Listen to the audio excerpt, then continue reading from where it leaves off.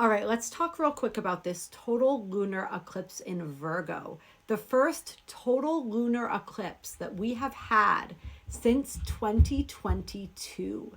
This energy is powerful. It is loaded with emotion, being that we have the sun opposite the moon, as we always do during a full moon, in the sign of Pisces, connected to a whole stellium of other planets in Pisces. Saturn, namely, being within 1 degree from the sun, as well as more distantly, we have the North Node, we have Neptune in its completion phase of energy within the final degrees of Pisces. All right, so lots of heavy Piscean energy. That sun in Pisces is particularly somber. He's really bringing through something, some wisdom, some knowledge, something that we are needing to integrate on a soul level. Some lesson that we came here to learn, possibly related to boundaries, related to taking responsibility for our own energy, toward some sort of karmic closure. And the only way we ever clear karma is through taking responsibility for our part in a situation, for owning our energy. So this is going to be really, really important for some. This is a major paradigm that we are moving out of. As we move into the next astrological age of Aquarius, as we move further into the ascension process, we're moving out of this era of victimhood, of blaming, of not taking responsibility, of always looking outside of ourselves for a cause to our suffering. It's about going within, finding the true cause within, finding that within our own energy system and releasing that and letting that go. Virgo energy is the energy of purification. That's what the virgin energy means. It doesn't mean this isn't a sexual thing when we're talking about the virgin. We're talking about the energy of purity and purification. Virgo energy is always seeking to become better. Virgo energy can be very critical because it sees its flaws as well as its strengths, but has a tendency to focus on the flaws because that's where the growth is available, right? Or at least this is the way that we're taught to grow, is by focusing on our flaws.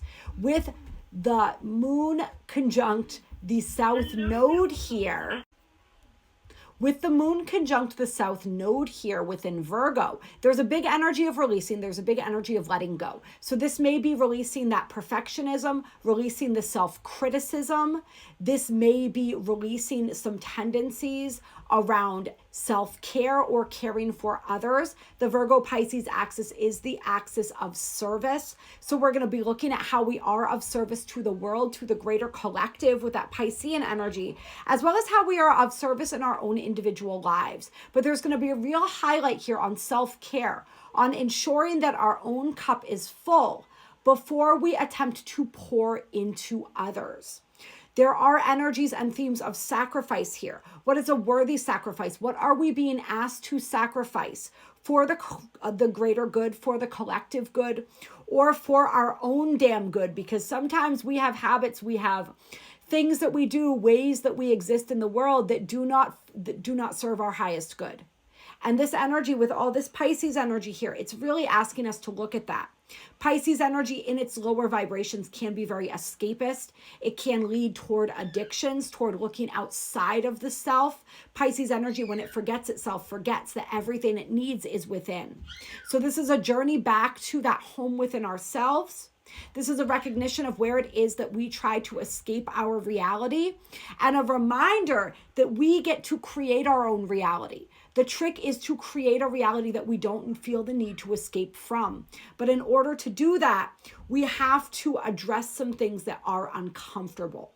Fortunately, Virgo energy is really good at this, and it's going to give us a little boost of energy here in order to be doing this. We also have Uranus really assisting us and helping us out during this lunar eclipse, bringing through positive aspects to both the sun and the moon, attaching us or connecting us to the Akashic records, to these higher timelines, these higher and infinite potentialities of ourselves, so that we are able to see that, to touch that.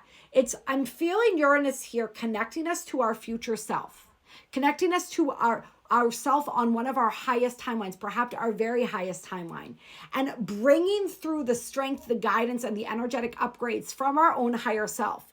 So that's really cool. I love that for us as we're moving through this energy.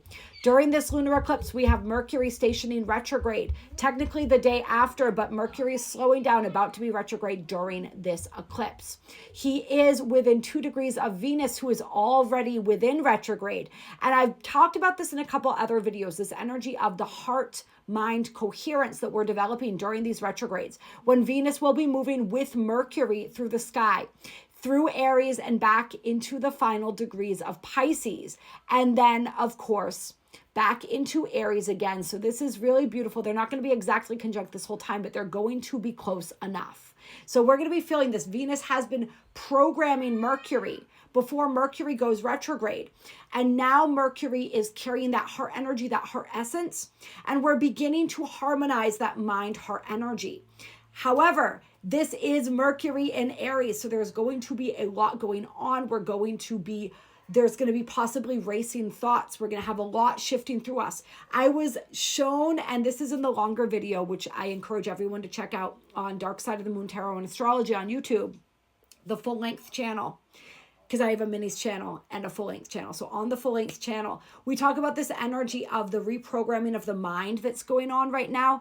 And we really sift through and deepen into this understanding of what is happening on the subtle levels of our being as we're moving through this window, as our mind is being programmed by our hearts. And I talked about it kind of like a data dump, where all this excess energy and information within the mind is being released. All these excess emotions are being released. We are being primed within these next 2 years for 2027, which is the beginning of the surge of DNA activations that will introduce and begin shifting us fully into the new human.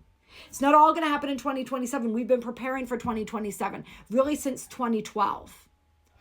And 2027 to 2034 is going to be a massive energy of transformation as we become this new human on a DNA, biological, cellular level. So we're purging, we're clearing, we're making space for that. In the emotions, in the physical body, in the energy body. Remember, all of this is connected.